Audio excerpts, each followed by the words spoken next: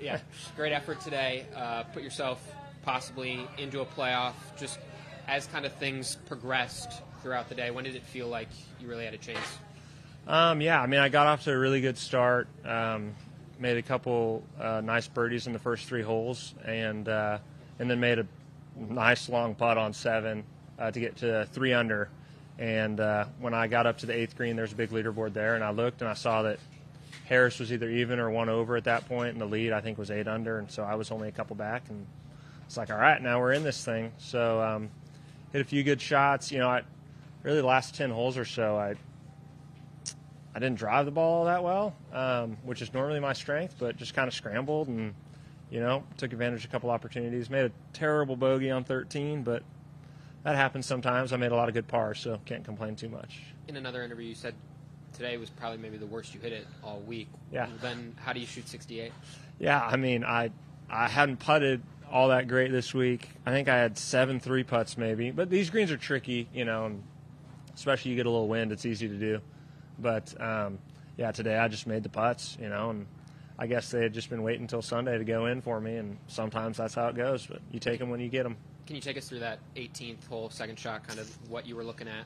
Yeah, so I had 208 or 207 and like 200 to cover, and normally I hit my 6-iron fly my 6-iron about 200 yards, but it was straight downwind and a little adrenaline, I figured. So I thought it would be honestly a perfect 7-iron if I hit it good, and just kind of didn't make a terrible swing, but just kind of made the swing that you can't make there and leave it out to the right, kind of hit that soft right shot. And yeah, when it was in the air, I was hopeful, but I was pretty sure that it was going to land about right where it did. And then they didn't shave that bank this year like they have in years past, but it still goes in the water. So, but, you know, was able to save par, and that was big, you know, post a number and make those guys at least earn it coming down the stretch. And if they, you know, play good and you know, finish it better than 7 under, there's nothing I can do about it, but glad I got up and down there. Regardless of how it goes, it looks like you'll probably be into Pebble next week. How important can, you know, playing in those signature events early in the season be?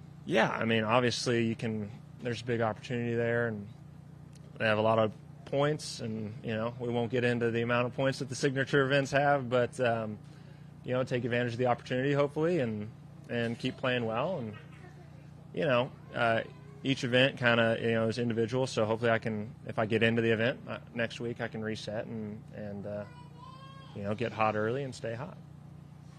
Sam, it would be understandable after finding the water on 18 to be rattled, but you follow up that mistake with a really good shot in and save par.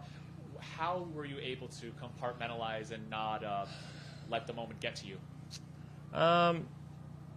That's a good question. I honestly wasn't too nervous. Obviously, it sucked hitting it in the water, but I figured when I took a drop and it sat pretty good on the fairway, so I knew I could spin it a little bit. And if I make a good swing or, you know, good chip there, I know it's inside 10 feet. So wasn't too worried about hitting a bad one. You know, if it goes by and 10, 15 feet and I make a bogey, oh well. At least I went for it on the second shot and gave myself a chance to make an eagle, or, you know, was trying to give myself a chance to make an eagle. But yeah, compartmentalize, I don't know. I wasn't too nervous, and I figured I needed to make it too, which makes it easier because you can just go for broke, and that's what I did.